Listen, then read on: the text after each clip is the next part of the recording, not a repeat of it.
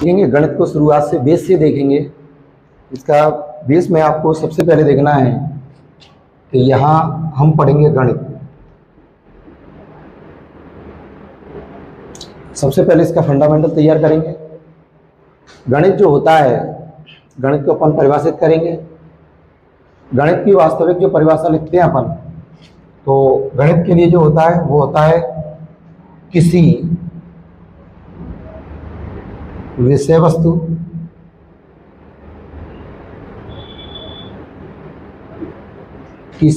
वस्तु की गणना करने को गणित कहते हैं।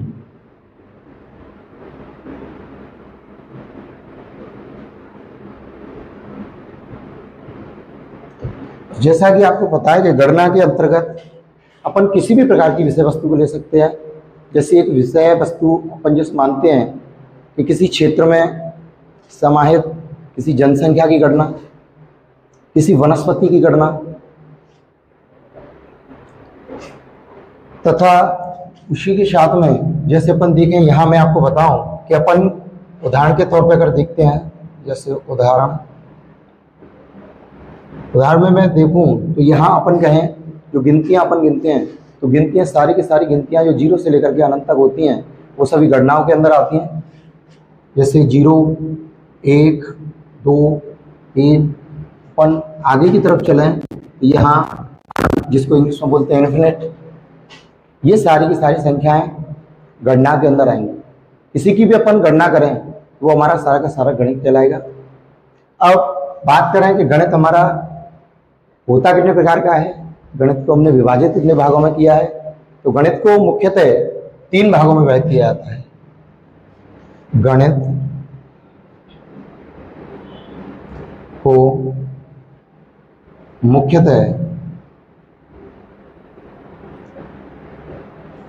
मुख्यतः 3 भागों में विभाजित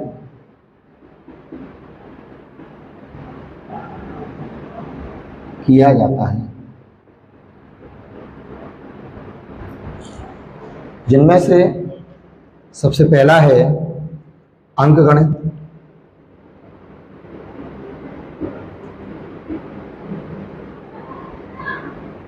दूसरा है बीजगणित,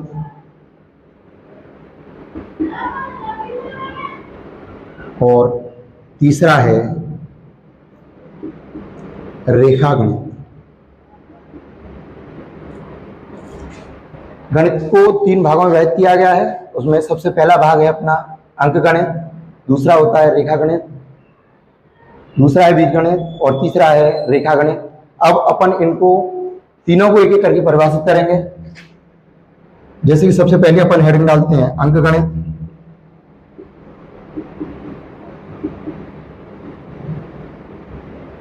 अंकगणित की अपन परिभाषा बनाएंगे तो अंकगणित की परिभाषा होती है कि गणित के अंतर्गत समाहित सभी प्रकार की संख्याएं अंकगणित के अंदर समाहित होती हैं।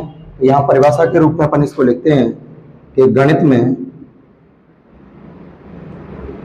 गणित में समाहित सभी संख्याएं अंकगणित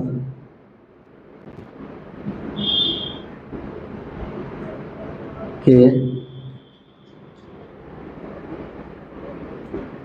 अंदर आती हैं।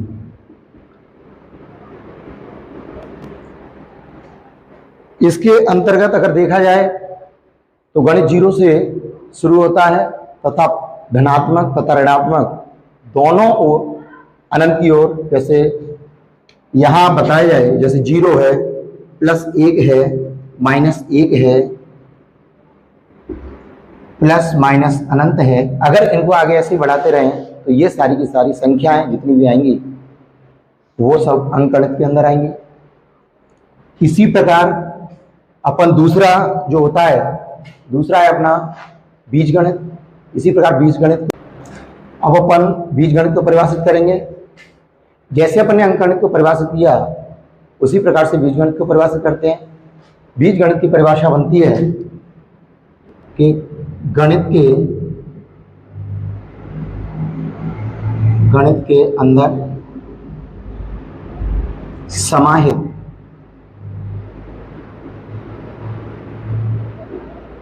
सभी संख्याओं के साथ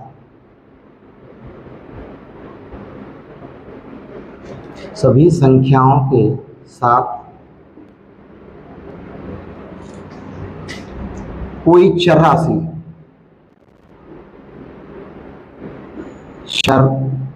राशि ब्रैकेट में आप इसको दर्शाएं तो x, y, z जोड़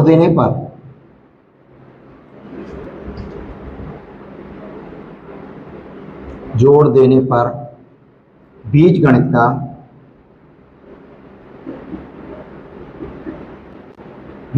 का निर्माण होता है।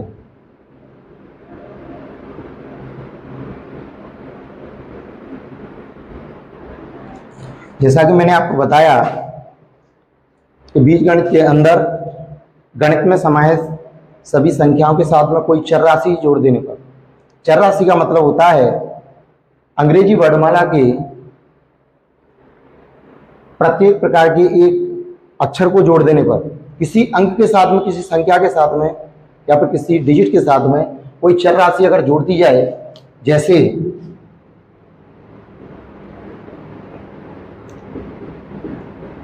यहाँ उदाहरण में अगर देखा जाए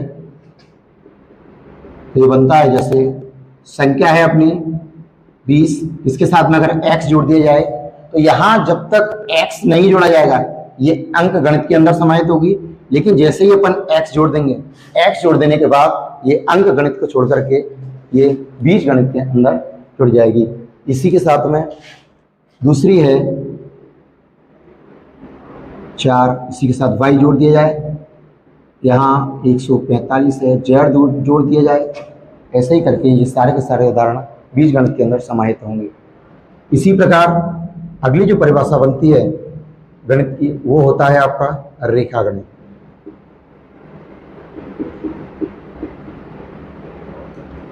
रेखा गणित को परिभाषित करेंगे तो गणित के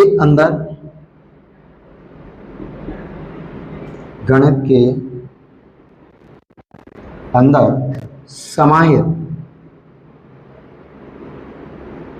एक विशेष प्रकार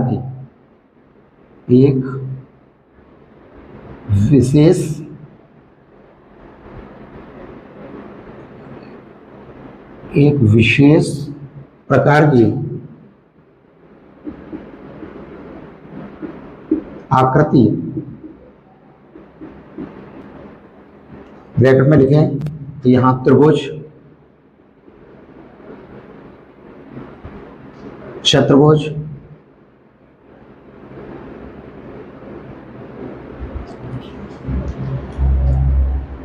को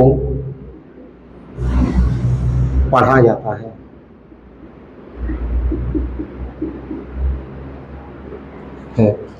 उदाहरण के तौर पर अगर देखा जाए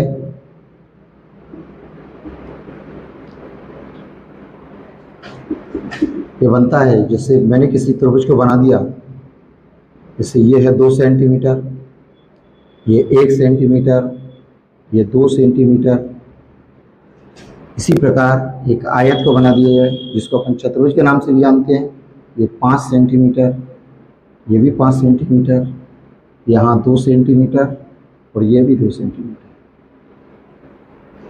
इसको अपन बोलते हैं त्रिभुज, इससे अपन बोलते हैं चतुर्भुज, लेकिन चतुर्भुज के अंदर भी अगर देखा जाए तो इसका नाम होता है आयत। इसी प्रकार से ये तो है गणित की परिभाषा और गणित का बेस। गणित की परिभाषाओं को अगर थोड़ा सा अंदर लिया जाए तो ये गणित को 3 भागों में विभाजित किया गया है, उनको एक एक करके परिभाषा के रूप में दर्शाया गया। इसी के साथ आगे अगर जोड़ा जाएगा इसको तो सबसे पहले हम गणित के अंदर जाएंगे तो सबसे पहले हम अंक को पढ़ते हैं। अंक को पढ़ोगे ठीक है।